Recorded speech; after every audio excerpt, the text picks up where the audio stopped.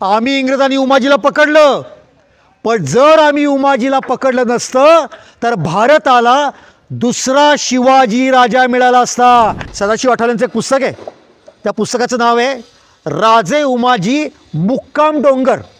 काय गंमत आहे पा, उद्या पत्र पाठवायचं होतं कुठं, उमाजी कुठं आहे, डोंगरावरती, कुठे माहीत नाही.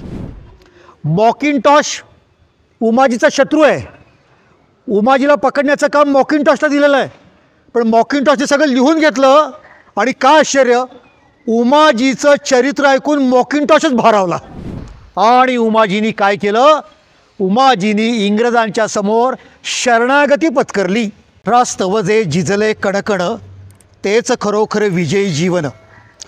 राष्ट्रासाठी जीवन समर्पित करणाऱ्या अशी काही जी व्यक्तिमत्व असतात, त्यापैकी संपूर्ण भारताला आदरणीय असणारे एक व्यक्तिमत्व ते म्हणजे आद्य क्रांतिकारक राजे उमाजी नाईक. उद्या 3 फेब्रुवारी त्यांची पुण्यतिथी या ठिकाणी होणार आहे. आज आपण रविवार म्हणून या ठिकाणी एकत्र आलेलो आहोत आणि त्यांचं स्मारक जे आहे, त्यांचं स्मृतिस्थान इथं आहे, पलीकडं पिंपळाचं वृक्ष आहे. या सगळ्याचं दर्शन आपण आज या ठिकाणी घेण्यासाठी एकत्र आलेलो आहोत. हेरिटेज वॉक ही कल्पना इंग्लंडमध्ये आहे की चालत चालत आपल्या गावाचा इतिहास समजून घ्यायचा. आणि आपली लोकं त्या ठिकाणी जातात, तिथे तिकीट काढतात आणि तिथे त्यांचा इतिहास समजावून घेतात. म्हणजे एक मनुष्य इंग्लंडमध्ये गेला होता, तर तिथे अशी छान लॉन केली होती आणि मध्ये एक पडकी भिंत होती आणि तो गाईड उभारून सांगत होता, ही पहा आमच्या गावातली 800 वर्षापूर्वीची भिंत आहे फक्त, पण त्यांनी अशी छान तिथं हिरवळ वगैरे केली आहे, त्यावर लाईट जो प्रकाश टाकलेला आहे. आपल्या पुण्यातसुद्धा आहे बरं का, आपल्या पुण्यातसुद्धा 800 वर्षापूर्वीची भिंत आहे. आपण महानगरपालिकेने त्याच्यावरती सार्वजनिक टॉयलेट बांधलेले आहेत. म्हणजे पहा काय अवस्था आहे. आणि तो भारतीय म्हणला की आम्ही तिकडे जाऊन 5 पाऊंड तिकीट काढून त्यांची भिंत बघायला जातो, आमच्या पुण्यात अशी भिंत आहे आम्हाला माहीतसुद्धा नाही. आणि हे आपलं वैभव आहे, हे लोकांसमोर मांडता आलं पाहिजे. आणि याच्यातून पर्यटनातनं आपल्या देशाला परकीय चलन मिळवता आलं पाहिजे. तर आपण असं ढोल पिटून आपल्याकडे जे आहे ते सांगता आलं पाहिजे, पण आपल्यालाच माहीत नाही आपल्याकडे काय ते. ही कविता होती ना आपल्याला, अमृत गट भरले तुझ्या घरी तू वणवण फिरसी बाजारी. तर आपल्याकडे भरपूर आहे, आपणच बाहेरच्या देशांमध्ये जातो. तर असा हा सगळा, आणि म्हणून आपण वारसा दर्शन हा उपक्रम जो आयोजित केलेला आहे यासाठी आहे की आपण आपल्या गावाचा इतिहास समजून घेऊया, आपल्या महापुरुषांचा इतिहास समजून घेऊया. तर त्या दृष्टीनं आज आपण इथे एकत्र आलो. सुरुवातीला या स्थानाबद्दल आधी बोलतो. याला आपण खडकमाळ असं म्हणतो आणि खडकमाळ हा गणपती असल्यामुळे तो शब्द जिवंत राहिलेला आहे, नाही तर हा शब्द पण गेला असता. कारण एकेकाळी जेव्हा फडगेट पोलीस चौकीच्याही पलीकडं पुणं होतं पेशवे काळामध्ये, आणि हा सगळा भाग म्हणजे दिवसासुद्धा याला भीती वाटावी इतका अंधार, इथं गाव संपायचंच मुळात. आणि गावाच्या बाहेर माळरान आणि माळरानावरती असणारा खडकाळ माळरान, म्हणून त्याला खडकमाळ असं सगळं इथे होतं. पुढे पेशवे काळामध्ये सुरुवातीला बाजीराव पेशवे वगैरे होते ना, ते वेगवान हालचाली करायचे, पण त्यांनी तोफखाना काही ठेवला नव्हता. जसा काळ पुढे गेला तसं पेशव्यांना तोफखान्याची आवश्यकता वाटायला लागली आणि पेशव्यांच्या सैन्यामध्ये सुद्धा तोफखाना असायला लागला. आपल्याला सरदार पानसे हे नाव ऐकलं असेल. दिवे घाटातनं वरती गेलो की डाव्या बाजूला सोनोरी नावाचं गाव आहे आणि तिथे मल्हारगड नावाचा किल्ला आहे. ते सोनोरी म्हणजे पानस्यांचं, त्यांना तोफखान्याची जबाबदारी दिली. पानिपतला इब्राहिम खान गार्दीसुद्धा तोफखान्याचा प्रमुख होता, आपल्याला माहिती आहे. आणि मग तोफखाना कुठं करायचा तर थोडा गावाच्या बाहेर सुरक्षित, आणि म्हणून गावाच्या बाहेरची ही जागा ही तोफखान्यासाठी निवडली. आणि इथे पेशव्यांचा तोफखाना होता, इथे तोफा निर्माण केल्या जात होत्या, म्हणजे त्याला तोफा ओतणं म्हणतात, ते केलं जात होतं. तोफगोळे तयार केले जात होते, त्यात दारू भरली जात होती, असा इथे तोफखाना होता. आणि गंमत पहा, ही 250 वर्षापूर्वी तोफखाना असेल, पण या ज्या समोरच्या बिल्डिंग आहेत, या बिल्डिंगचं बांधकाम जेव्हा सुरू झालं आणि पाया खणला तर शेकडो तोफेचे गोळे खाली सापडले. हे फार जुनं नाही सांगत आहे, 15-20 वर्षापूर्वीचं सांगतोय, बरोबर आहे म्हणतो ते. 8 वर्षापूर्वी या ठिकाणी तोफेचे गोळे सापडले, म्हणजे अजूनही त्याच्या खुणा आहेत. पुढे काय झालं, 1818ला पेशवाई गेली, इंग्रजांचं राज्य आलं. आता काही कुणाची लढायचं नाही, तोफखान्याची गरज नाही. आणि मग इंग्रजांनी या जागेचं काय करायचं म्हणून तुरुंग केला. आणि मग आपल्या लक्षात येईल की इथे तुरुंग होता आणि हा सगळा भाग म्हणजे एक मोठी भिंत, तुरुंगाला मोठी भिंत लागते कैदी पळून जाऊ नये म्हणून, भक्कम तटबंदीसारखी भिंत, त्याच्यावरती टेहाळणीसाठी वॉच टॉवर म्हणतात असं टॉवर, इथं कैद्यांच्या बराकी, त्याचप्रमाणे जेलरला राहायला ठिकाण, त्यांच्यावरती लक्ष, असं सगळं या ठिकाणी तुरुंग केला होता. पुढे अजून काही काळ गेला आणि हा तुरुंग अपुरा पडायला लागला आणि मग इंग्रजांना लक्षात आलं की मोठा तुरुंग बांधला पाहिजे आणि येरवडा कारागृह हे साधारणपणे 1890च्या सुमाराला त्या ठिकाणी ते कारागृह बांधण्यात आलं आणि त्यामुळे इथल्या आता तुरुंगाची सुद्धा आवश्यकता उरली नाही आणि मग याचं रूपांतर मामलेदार कचेरीमध्ये झालं. आणि या संपूर्ण तालुका असेल किंवा जिल्हा असेल या परिसरातलं काम जिथून चालायचं तिथं मामलेदार इथं बसायला लागले. आणि याच्या पलीकडच्या बाजूला फडगेट पोलीस चौकीच्या समोर आपल्यापैकी आठवत असेल अजूनही पोलिसांच्या बाराकी आहेत, पोलीस राहतात. किती गंमत आहे बा, पूर्वी जिथं कैदी राहत होते तिथं नंतर पोलीस राहायला लागले आणि पूर्वी जिथे जेलर बसायचा तिथं आता मामलेदार बसायला लागला. म्हणजे कसं परिवर्तन होत जातं, तर तसा हा इमारतीचा सुद्धा, या वास्तूचा सुद्धा इतिहास हा बदलत गेलेला आहे. आता आपण जे वळणार आहोत, आजच्या मुख्य जे व्यक्तिमत्व आहे ते संपूर्ण भारताला, मी पुन्हा पुन्हा म्हणतो आहे, संपूर्ण भारताला आदरणीय असं व्यक्तिमत्व असणारे हे उमाजी नाईक आहेत. आणि म्हणून उमाजी नाईक रामोशी समाजाचे होते, पण ते रामोशांच्या स्वातंत्र्यासाठी लढले नाहीत, ते भारताच्या स्वातंत्र्यासाठी लढले. हे आपण समजून घेतलं पाहिजे. हल्ली काय होतं आहे, महापुरुष जातीमध्ये, प्रांतामध्ये, भाषांमध्ये विभागले जातात की हा बाबा या समाजाचा, हा या जातीचा. आपण हे जे काही डाव आहे जाती जातीमध्ये तुकडे पाडण्याचे, आपण मोडून पाडले पाहिजे. सर्व महापुरुष सर्वांचे, ही आपल्या मनात भावना असली पाहिजे. आणि त्यामुळे आपण या भावनेनं आज या ठिकाणी एकत्र आलेलो.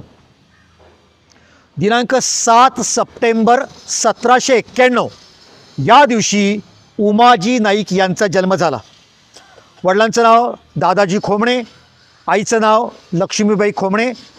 पुरंदर किल्ला आहे आणि सासवड पुरंदर हा जो रस्ता आहे त्याच्यावरती बिवडी नावाचं गाव आहे, ते बिवडी यांचं गाव आणि त्याच परिसरामध्ये खोमणे वस्ती पण होती आणि त्या ठिकाणी या मुलाचा जन्म झाला. रामोशी समाजामध्ये जन्म झाला होता. आता हे सगळे त्यांना नाईक म्हणलं जायचं, उमाजी नाईक. नाईक म्हणजे ते एक अतिशय मानाचं पद होतं. शिवाजी महाराजांच्या काळापासून या लोकांना वेगवेगळ्या किल्ल्यांवरती अत्यंत मानाची पदं दिली जात होती, कारण ही लोकं अत्यंत चिवट होती, झुंजार होती, ताकदवान होती, लढवय्ये होती, पराक्रमी होती आणि सर्वात महत्त्वाचं म्हणजे निष्ठावंत होती. आणि त्यामुळे अनेक पदं ही त्यांना मिळाली. किंबहुना शिवाजी महाराजांच्या हेर खात्याचे प्रमुख बहिर्जी नाईक हे सुद्धा या समाजाचे होते. किती महत्त्वाचं पद आहे, हेर खात्याचा प्रमुख अत्यंत विश्वासूच असायला पाहिजे, तर असा बहिर्जी नाईक तर ते सुद्धा या समाजातले होते. आणि मग शिवाजी महाराजांच्या काळापासून आपल्याला लक्षामध्ये असं येतं की या सगळ्या लोकांनी अत्यंत निष्ठेनं स्वराज्याची सेवा केलेली आहे. तर ते हे घराणं, इंग्रजांचं राज्य यायला सुरुवात झाली होती, एक एक प्रांत ते घेत होते. 1757ला प्लासीची लढाई झाली, बंगाल घेतला. 1764ला बक्सारची लढाई झाली, बिहार घेतला. निजामाला तैनाती फौजेचं धोरण स्वीकारायला लावलं, म्हणजे हैदराबाद जवळजवळ त्यांच्या ताब्यात गेलं. टिपू सुलतान मेला, म्हैसूर त्यांच्या ताब्यात गेला. एक एक भारताचा लचका तोडत ते चाललेले आहेत. पण भारतातील सर्वात मोठी ताकद म्हणजे मराठी, आणि म्हणून मराठ्यांची त्यांनी झुंज दिली. आणि 1818ला पुण्याच्या शनिवार वाड्यावरचा तुमचा आमचा शिवाजी महाराजांचा परमप्रिय भगवा झेंडा हा खाली उतरला आणि त्या ठिकाणी इंग्रजांचा झेंडा फडकायला लागला. आणि आता इंग्रजांची टक्कर देईल अशी कुठली ताकद ही उरली नाही, अशी अवस्था झाली होती. हा जो काळ होता. आणि त्यात दुर्दैव म्हणजे कसं असतं, इतिहासामध्ये सुद्धा काही घटना अशा दुर्दैवी घटतात. शिवाजी महाराजांसारखं व्यक्तिमत्व होतं, 10,000 वर्षातनं असा एखादी व्यक्ती येते. शिवाजी महाराज असतील, बाजीराव असतील, मल्हारराव होळकर असतील, महादजी शिंदे असतील, पण ही सगळी व्यक्तिमत्व काळाच्या ओघात गेली. 1794ला महादजी शिंदेंचा मृत्यू, मग हरिपंत फडक्यांचा मृत्यू, सवाई माधवरावांची आत्महत्या, नाना फडणीसांचा मृत्यू, आणि उरलं कोण, दुसरा बाजीराव की ज्याच्याकडे कर्तृत्व शून्य. त्यामुळे मराठ्यांचं आणि राज्य टिकून टकेल असं नेमकं शिवाजी महाराज, बाजीराव, महाजी शिंदे असं व्यक्तिमत्वच नव्हतं. त्याला काय म्हणायचं, दुर्दैव असं झालं. आणि त्यामुळे हळूहळू मराठ्यांचं राज्य नष्ट झालं. इंग्रजांनी आपल्यामध्ये शिरकाव करून भांडणं लावली. सरदार विरुद्ध पेशवे, छत्रपती विरुद्ध पेशवे अशी भांडणं लावली. मराठ्यांचं राज्य खिळखिळं झालं. आणि त्याच काळामध्ये हे जे वेगवेगळ्या किल्ल्यांवरती काम करणारे जे होते त्यांची वतनं काढून घेतली. आता तुम्ही कल्पना करा, 200-300 वर्ष जे किल्ल्यांवरती काम करतायत, वतन आहे, त्यांची वतनं काढून घेतल्यानंतर त्यांची उपासमारीची वेळ आली. या अवस्था झाली या रामोशी समाजाची. आणि त्यामुळे अत्यंत वाईट असं ते चित्र हे झालं. आणि त्यांना समजेन आता काय करावं. याच काळामध्ये म्हणजे हा जो काळ आहे 1791चा जन्म आहे. आणि म्हणजे ते हे जे आहेत उमाजी नाईक हे साधारणपणे 10-12 वर्षाचे असताना त्यांची अवस्था अशी आहे की आता वतन नाही, पैसा नाही, जमीन नाही, मान नाही, अशी अवस्था झाली. 1803मध्ये त्यांच्या वडिलांचा मृत्यू झाला. त्यामुळे अजून हालाखीचे दिवस सुरू झाले. अशा काळामध्ये हा मुलगा लहानाचा मोठा होतो आहे. पण एक आहे, लहानपणापासून वडिलांकडे उत्तम शिक्षण घेतलेलं आहे. कसलं शिक्षण? तालीम, मल्लखांब, दांडपट्टा, लाठीकाठी हे सर्व प्रकारचं शस्त्र प्रशिक्षण करण्यामध्ये उमाजी नाईक हे तरबेज होते. बंदूक चालवायला शिकले होते, कुऱ्हाड किंवा फरशी ते चालवायला शिकले होते. अशा अनेक शस्त्रास्त्रांचं प्रशिक्षण घेतलेले असे उमाजी नाईक हे लहानाचे मोठे होत आहेत. आणि अवस्था बघतायत की एकेकाळी अटकपासून कटकपर्यंत विशाल साम्राज्य ज्या मराठ्यांनी निर्माण केलं, आज त्या मराठ्यांचं राज्य नष्ट होण्याची वेळ आली आहे. कुणामुळे? या गोऱ्या इंग्रजांमुळे. आणि तिथपासून या गोऱ्या इंग्रजांच्याबद्दलचा राग त्यांच्या मनामध्ये निर्माण झाला. आणि मग हळूहळू तो बाहेर पडायला लागला. काही काळ ते परांडाला गेले होते, भूमला गेले होते, निजामशाहीच्या प्रदेशात गेले होते. तिथं त्यांनी काही काळ काम केलं चरितार्थासाठी. पण तीही नोकरी गेली, परत आले. हा पुरंदरचा जो परिसर आहे, पुरंदर तालुका, त्या परिसरात ते अस्वस्थ आहेत. आणि मग त्यांच्या लक्षात आलं की आता आपण बंडाचा झेंडा उभारला पाहिजे. त्यांच्यासमोर आदर्श होता छत्रपती शिवाजी महाराजांचा, की शिवाजी महाराजांसमोर एवढीच ताकदवान शत्रू होतेच की. मोगल होते, आदिलशाह होती, निजामशाही होती, कुतुबशाही होती. शिवाजी महाराज कुठे घाबरले? त्यांनी प्रतिज्ञा घेतली रायरेश्वरावरती स्वतःचं राज्य निर्माण करणार. त्याप्रमाणे उमाजी नाईक आपल्या निवडक सहकार्यानं घेऊन जेजुरीला गेले. जेजुरीचा खंडोबा हे त्यांचं आराध्य दैवत होतं.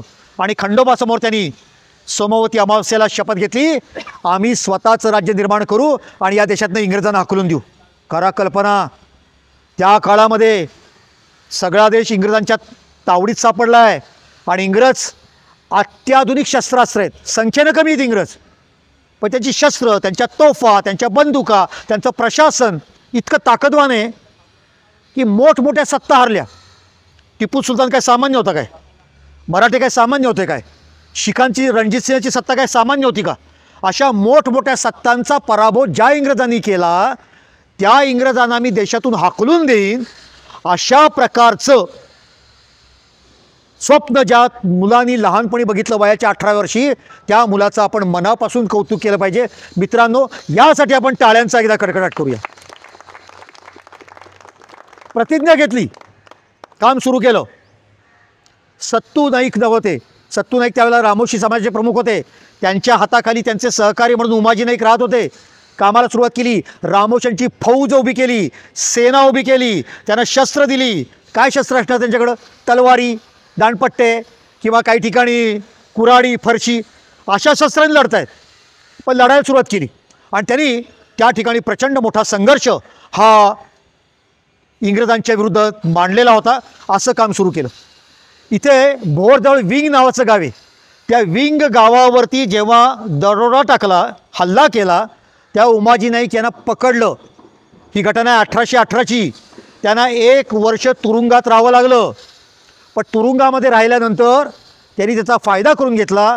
ते तुरुंगामध्ये वाचायला शिकले आणि लिहायला शिकले. म्हणजे या रामोशी समाजामध्ये शेकडो वर्ष लिहिणं वाचणं हे संस्कार नव्हते, अशिक्षितपणा होता, अडाणीपणा होता. उमाजी नाईक तिथे शिकले. किती महत्त्वाचं आहे. आणि अशा प्रकारे 1 वर्षाने सुटका झाली. आणि सुटका झाल्यानंतर ते जास्ती मोठ्या ताकदीनं, उत्साहानं बाहेर पडले. म्हणजे अनेकदा तुरुंगात कशाला टाकतात की याचा उत्साह नष्ट व्हावा आणि यांनी याच्यापुढे आपल्याशी आंदोलन करू नये. उलटं झालं, उमाजी नाईक बाहेर पडले, ते मोठ्या ताकदीनं बाहेर पडले आणि संघर्ष करायला पुन्हा उभे राहिले आणि त्यांनी लोकांचं सैन्य उभं केलं. शपथ घ्यायची आणि शपथ घेऊन प्रतिज्ञा घेऊन या सगळ्या सैन्यानी इंग्रजांशी टक्कर द्यायची. आपल्या पुण्यामध्ये जिथे महानगरपालिका आहे आता त्याला भांबुर्डा म्हणतात, जुन्या लोकांना माहिती आहे, आता शिवाजीनगर म्हणतात. तिथे भांबुर्ड्यावरती हल्ला केला, तिथला खजिना लुटला. पनवेल खोपोली तो परिसर आहे, खालापूर त्या परिसरात हल्ला केला, तिथला खजिना लुटला. अशा प्रकारे म्हणजे मला हे सांगणं सोपं आहे हो. गावांची नावं कोकणात जात होते, मराठवाड्यात जात होते, गुजरातला जात होते, कर्नाटकात जात होते. इथंवरून बोलणं सोपं आहे. कसे जात असतील? प्रवासाला वाहनं असतील का? जेवायला मिळत असेल का? अन्न मिळत असेल का? काही अपघात झाला, रक्त लागलं, काही जखम झाली, औषधोपचार कोणी करत असेल का? ताप आला, कोणी सेवा करत असेल का? काय कसं जगत असतील? आणि इंग्रजांचं सैन्य त्यांच्या पाठीमागं आहे. आणि अशा वेळेला उमाजी नाईक हे आपल्या सैन्यासह जंगलात जात आहेत, डोंगरात जात आहेत, गुहेमध्ये जात आहेत, किल्ल्यावर जात आहेत आणि वेगवेगळ्या ठिकाणी जाऊन इंग्रजांच्यावरती हल्ले करतायत, छापे टाकतायत, त्यांचा खजिना लुटतायत. असा प्रकार त्यांनी सुरू केला. इतकंच नाही, उमाजी नाईकांचा उल्लेख राजे उमाजी असा केलेला आहे. सदाशिव आठवलेंचं एक पुस्तक आहे, त्या पुस्तकाचं नाव आहे राजे उमाजी मुक्काम डोंगर. काय गंमत आहे पा. उद्या पत्र पाठवायचं तर कुठं? उमाजी कुठं आहे? डोंगरावरती.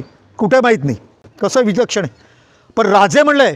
उमाजी नाईक यांचा राज्याभिषेक झाला होता, स्वतःला राज्याभिषेक करून घेतलेला आहे आणि ते म्हणतात मी शिवाजीच आहे, शिवाजी महाराजचं काम मी पुढे करतो आहे.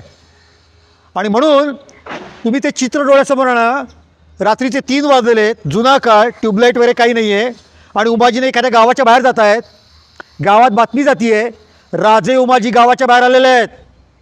आपला आपला सारा म्हणजे कर टॅक्स त्यांच्यापाशी द्या आणि गावाच्या बाहेर एखाद्या टेकडावरती उमाजी नाईक एखाद्या राजाने बसावं तसे आसनावर बसलेले आहेत आणि गावातली माणसं गहू असेल, तांदूळ असेल, डाळ असेल किंवा पैसे असतील तो तिथे सारा देत आहेत आणि एखाद्या राजाला मुजरा करत असं मुजरा करतायत. कुणाच्या घरात भांडण आहे, तंटा आहे, वाद आहेत, तो वाद त्यांच्यासमोर नेत आहेत. उमाजी नाईक न्याय देत आहेत. एखाद्या स्त्रीवरती अत्याचार झालेला आहे, ती त्यांच्याकडे एखाद्या मोठ्या भावासारखी जाते आहे आणि उमाजी नाईक त्या बाईला, त्या स्त्रीला, त्या बहिणीला आश्रय देत आहेत आणि तिच्यावरती अत्याचार करणाऱ्याला कडक शिक्षा देत आहेत. हे असं सगळं त्या काळात चालायचं. आणि म्हणून खऱ्या अर्थाने राजे उमाजी असं का म्हणलं तर त्याच्यामध्ये काही चूक होणार नाही, असं त्यांनी काम केलेलं आहे. आणि सगळ्या महाराष्ट्रामध्ये पिंजून काढला आहे महाराष्ट्र. म्हणजे उमाजी नाईक यांना पकडण्यासाठी सरकारनं बक्षीस लावलं. 1000 रुपयापासून सुरुवात केलेली आहे आणि वाढता वाढता ते बक्षीस कुठपर्यंत पोचतं माहिती का? जो उमाजीला पकडून देईल त्याला 10,000 रुपये इनाम आणि 400 बिघे जमीन मिळणार. काय कमाल आहे अहो. 200 वर्षापूर्वीचे 10,000 म्हणजे आजचे किती होतील जरा गणित करा. 10 कोटीच्या आसपास जाईल होती रक्कम. म्हणजे या उमाजींना पकडायला 10,000 रुपये इनाम लावावं, याच्यावरून उमाजींची ताकद काय आहे हे आपल्या लक्षात येतं. असं उमाजींनी 14 वर्ष इंग्रजांना सळो की पळो करून सोडलं होतं. इतका त्रास दिला होता. तुम्हाला एक सांगतो, तुम्हाला जंजिऱ्याचा सिद्धी माहिती आहे. आपण शिवाजी महाराजांच्या चरित्रात अनेकदा ऐकलेलं आहे. आता शिवाजी महाराजांच्या काळामध्ये त्यांनी फारच त्रास दिला, पण आता जो इंग्रजांचा काळ आहे त्या काळात जंजिऱ्याचा सिद्धी होताच. त्याला पण इंग्रज त्याचेही शत्रू होते. तर जंजिऱ्याचा सिद्धी इंग्रजांना घाबरत होता. त्याला वाटलं आता आपल्या मदतीला कुणाला तरी बोलावलं पाहिजे. तर कुणाचं नाव डोळ्यासमोर आलं? उमाजी नाईकांचं नाव डोळ्यासमोर आलं. पत्र उपलब्ध आहे. आता जो उमाजी नाईकांचा अभ्यास सुरू केलेला आहे त्यात पत्र उपलब्ध आहे. जंजिऱ्याच्या सिद्धीनं उमाजी नाईकांना पत्र पाठवलं आहे की तुम्ही आमच्या मदतीला या, आपण दोघेही मिळून इंग्रजांशी टक्कर देऊ. काय कमाल आहे पहा. म्हणजे उमाजी नाईक हा संपूर्ण भारतामध्ये इंग्रजांशी टक्कर देऊ शकेल असं एकमेव व्यक्तिमत्व त्यावेळेला हातामध्ये तलवार घेऊन उभं होतं. हे विलक्षण, हे विलक्षण. आणि त्यामुळे उमाजींच्याबद्दल इंग्रजांच्या मनात प्रचंड राग होता. मग इंग्रजांनी त्यांच्यावरती अनेक खास अधिकारी नेमला. कॅप्टन अलेक्झांडर कॅप्टन मॅकिंटॉश हे 2 अधिकारी नेमले. सैन्य घ्या, दारुगोळा घ्या, बंदुका घ्या, पण उमाजीला पकडा. आणि मग त्यांनी काय केलं, उमाजीला ब्लॅकमेल करण्यासाठी उमाजी नाईक यांच्या घरातल्या लोकांना कैदेत टाकलं, कुटुंबातल्या लोकांना कैदेत टाकलं, की आता तरी उमाजीला समजेल की आता इंग्रजांशी लढू नये. उमाजीला समजलं आणि उमाजीनी काय केलं, उमाजीनी इंग्रजांच्या समोर शरणागती पत्करली. मी शरण आलो, चुकलं, आता मी असं काही करणार नाही. केवढा आनंद! इतकी वर्ष आपण ज्या उमाजीला पकडण्यासाठी प्रयत्न केला तो उमाजी स्वतःहून शरण आला. फार आनंद झाला इंग्रजांना. आता मग आला शरण, आला काम काय द्यायचं? तर उमाजीला हा सगळा परिसर माहिती आहे. पुरंदर, भोर, सासवड, पलीकडं सातारा, हे परिसरातले जे किल्ले आहेत, प्रबळगड वगैरे, किंवा आपल्या वैराटगड, चंदनवन, हे सगळं परिसर तो आहे ना, हे सगळं डोंगर, दऱ्या, जंगलं सगळं माहिती आहे. मग इंग्रजांनी त्याला काम काय दिलं, या सगळ्या परिसरामध्ये चोर, दरोडेखोर, लुटारू यांना पकडायचं आणि ह्या सगळ्या परिसरात शांतता ठेवायची, हे काम उमाजीवरती. उमाजीने ते काम आनंदाने स्वीकारलं. आता प्रश्न येतो, शरणागती खरंच स्वीकारली होती का? अहो नाटक आहे ते. शिवाजी महाराजांचा गनिमी कावा म्हणजे शत्रूला बेसावत ठेवा, त्या प्रकारचा गनिमी काव्याचं तंत्र आहे. उमाजींच्या लक्षात आलं असं होतं की आपण लढतो तलवारीनी, भाल्यानी, कुऱ्हाडीनी, इंग्रजांच्याकडे अत्याधुनिक बंदूक आहेत, ही लढाई विषम आहे. आणि म्हणून उमाजी इंग्रजांच्या सेवेत गेले. 1 वर्ष, 1.5 वर्ष, 2 वर्ष राहिले आणि मग एके दिवशी बाहेर पडले. ती इंग्रजांची शस्त्रास्त्र घेऊन बाहेर पडली आणि त्यांनी पुन्हा इंग्रजांच्या विरुद्ध बंड सुरू केलं आणि इंग्रज चक्रावून गेले. काय विलक्षण मनुष्य आहे हा. मांढरदेवी आपल्याला माहिती आहे, ते काळूबाई यांची ती जत्रा प्रसिद्ध आहे. मांढरदेवीला उमाजी नाईक गेले कळल्यानंतर मॅकिंटॉश आणि त्याचं सैन्य तिथे गेलं. मांढरदेवीच्या डोंगराचा किल्ल्यासारखा उपयोग केलेला आहे. जुन्या काळामध्ये जसे त्यावेळचे लोक दगडधोंड्याचा वर्षाव करायचे, गोफणगोंडा मारायचे, गलोलिली मारायचे, तशा प्रकारे मांढरदेवीच्या डोंगरावरून दगडांचा प्रचंड मारा केला आणि इंग्रज सैनिकांना जखमी करून तिथून पळवून लावलं आणि मांढरदेवीला जबरदस्त यश त्यांनी मिळवलं. अशा प्रकारे शस्त्रास्त्र मागासलेली असताना सुद्धा आपली जिद्द, आपला चिवटपणा, आपलं सामर्थ्य, आपलं चातुर्य यांनी उमाजीने अनेकदा यश खेचून आणलेलं आहे. मात्र त्याबरोबर हेही सांगतो, तो लढवय्या होता, पराक्रमी होता, शूर होता, यात काही शंकाच नाही. पण हे सगळं करून असताना यांचं चारित्र्य अत्यंत शुद्ध आहे. महिलांच्याबद्दल अत्यंत आदर आहे. उलट एखाद्या महिलेवर कुठे अत्याचार झाला, वाईट वागणूक मिळाली तर असा अत्याचार करणाऱ्याला कडक शिक्षा होत्या. त्यांच्या सैन्यामध्ये सुद्धा महिलांच्याबद्दल वाईट वर्तन केलेलं चालत नसे. ते पैसा लुटत असत, पण आलेला पैसा घरात वापरत नसत. हा पैसा गरिबांकडे द्यायचा, गोरगरिबांपर्यंत, आणि उरलेल्या पैशातून शस्त्रास्त्र विकत घ्यायची. अशा प्रकारे उमाजींनी सगळा पैसा हा आपल्या कामासाठी वापरला, स्वार्थ नाही. असा हा निष्ठावंत हे व्यक्तिमत्व होतं आणि त्यांनी त्याप्रमाणे फार मोठं काम हे उभं करून दाखवलं. असं करत असताना दुर्दैवानी घटना अशी घडली की भोर तालुक्यामध्ये उतरावळी नावाचं गाव आहे, उतरावळी किंवा उतरोळी म्हणतात, तिथे उमाजी गेलेले असताना सरकारने मगाशी म्हटलं बक्षीस लावलं होतं 10,000 रुपये, 400 बिघे जमीन. आणि मग मात्र काही लोकांना त्याचा मोह पडला आणि त्या मोह पडल्यामुळे फितुरी झाली आणि आपल्याच घरातल्या काही गद्दारांनी उमाजी नाईक ही इंग्रजांच्यापर्यंत वार्ता पोचवली की या गावात उमाजी येणार आहेत. आणि फितुरीमुळे ते पकडले गेले आणि तिथून त्यांना अटक झाली आणि त्यांना इथे आणण्यात आलं. इथे त्यांना तुरुंगात ठेवण्यात आलं. 35 दिवस तुरुंगामध्ये होते. आपण ते बघणार आहोत. या ठिकाणी जी जागा आहे तिथे अंधार कोठडी होती. अंधार कोठडी म्हणजे संपूर्ण अंधार.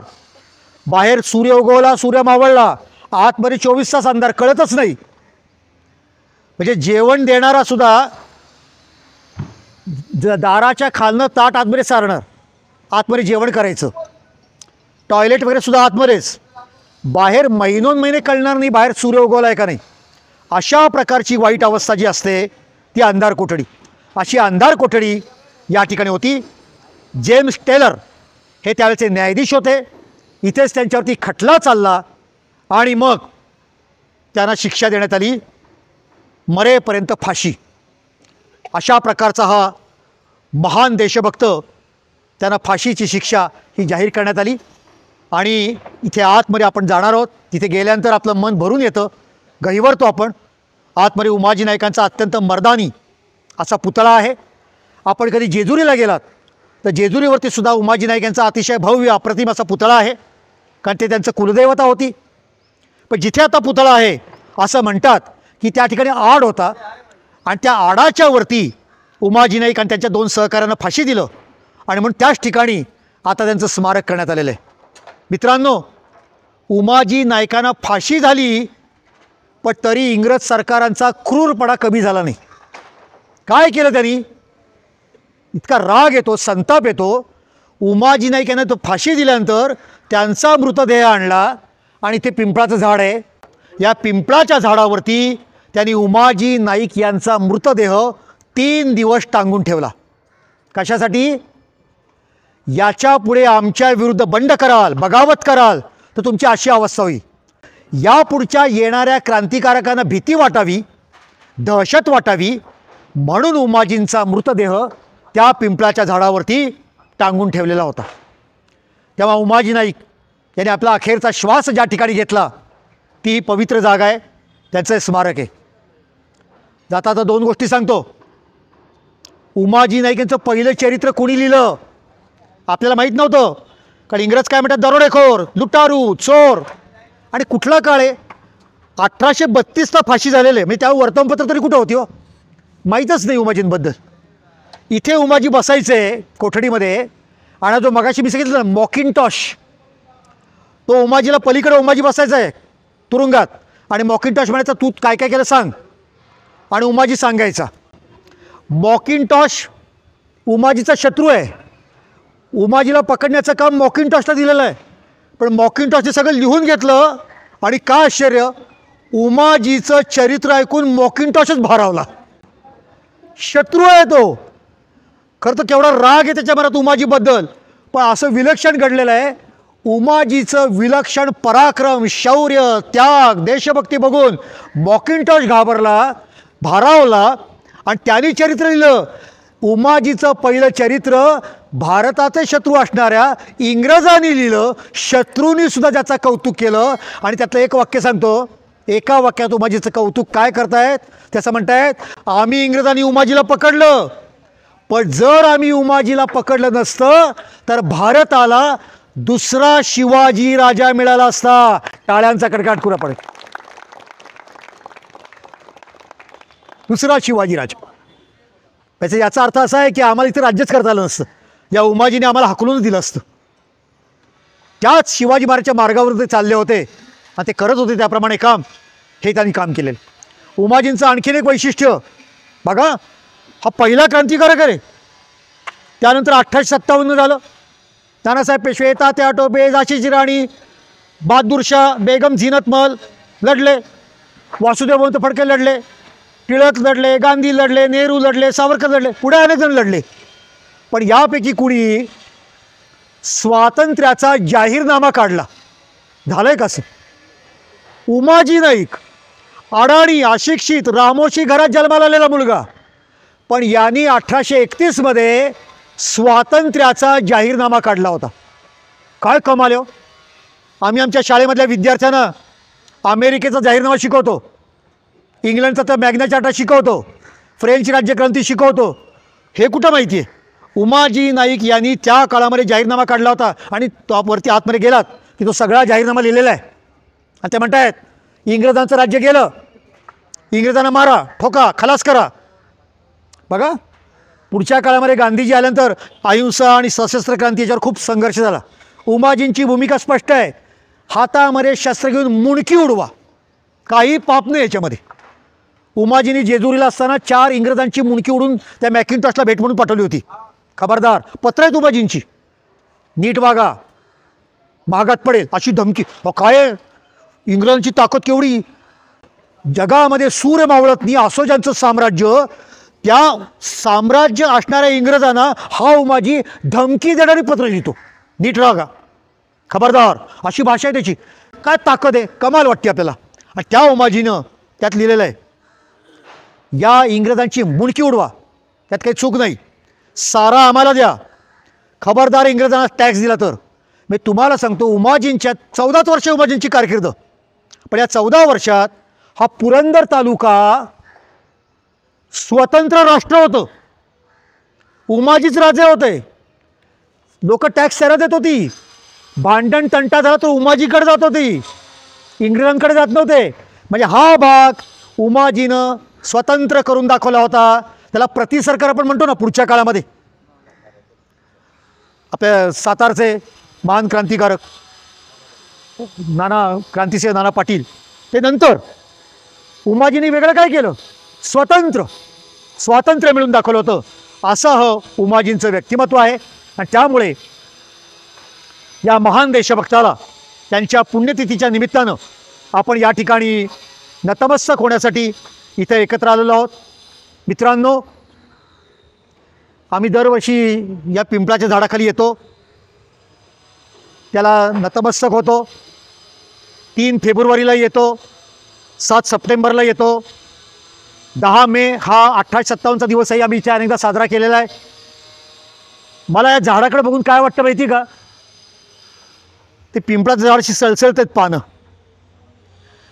ती पानं सळसळत नाही आहेत, ती पानं म्हणतात होय आम्ही बघितलं आहे, आम्ही त्या महान देशभक्ताला बघितलं आहे, आम्ही त्याचे जिवंत साक्षीदार आहोत.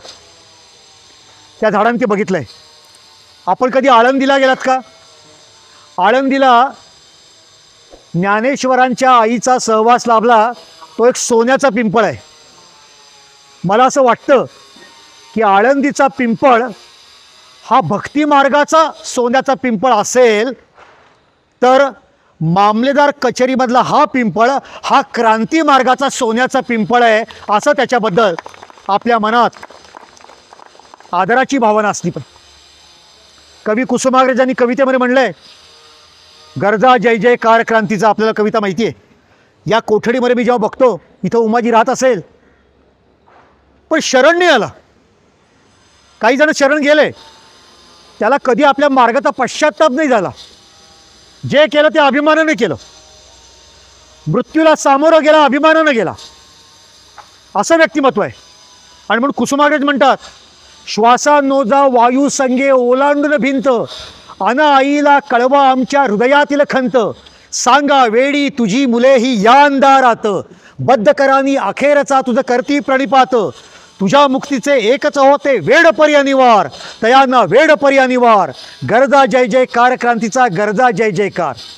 नाच विता ध्वज तुझा गुंतले शृंखलेत हात, तुझ्या यशाचे पवाड गाता गळ्यात येतात, चरणांचे तो पूजन केले म्हणून गुन्हेगार, देता जीवन अर्घ्य तुला ठरलो वेडे पीर, देशील ना पण तुझ्या कुशीचा वेड्यांना आधार, आई वेड्यांना आधार, गरजा जय जयकार क्रांतीचा, गरजा जय जयकार, गरजा जय जयकार क्रांतीचा, गरजा जय जयकार. अशा प्रकारे क्रांतीचा जय जयकार हा ज्या ठिकाणी घुमला ते महत्त्वाचं आहे. ही जी ठिणगी आहे ती ठिणगी महत्त्वाची आहे. 1832ला उमाजी नाईक यांचं निधन झालं. त्याच्या आधी 1824ला याच महाराष्ट्रामध्ये एक मुलगा जन्माला आला होता, ते म्हणजे धोंडोपंत पेशवे, म्हणजे दुसरे नानासाहेब पेशवे. आणि हे नानासाहेब पेशवे उत्तरेला गेले आणि बिठूर म्हणून जे कानपूरजवळ, तिथून त्यांनी 1857च्या स्वातंत्र्य समराची उठावणी केली. आणि ते केवढं झालं आपल्याला माहिती आहे सगळ्या भारतभर. उमाजी नाईकांना 32 साली फाशी झाली आणि त्यानंतर 12 वर्षांनी याच महाराष्ट्रामध्ये पनवेलजवळ शिरडोण गावामध्ये वासुदेव बळवंत फडके या क्रांतिकारकाचा जन्म झाला. आणि त्यांनी पुन्हा क्रांतीची ज्योत प्रज्वलित केली. फडके आहेत, चाफेकर बंधू आहेत, टिळक आहेत, सावरकर आहेत, अशी क्रांतीची ज्योत राहील. पण ही क्रांतीची ज्वाला पुढच्या काळात धगधगीत निर्माण झाली, याचं कारण या भूमीमध्ये उमाजी नाईकांनी क्रांतीची ठिणगी प्रज्वलित केली होती.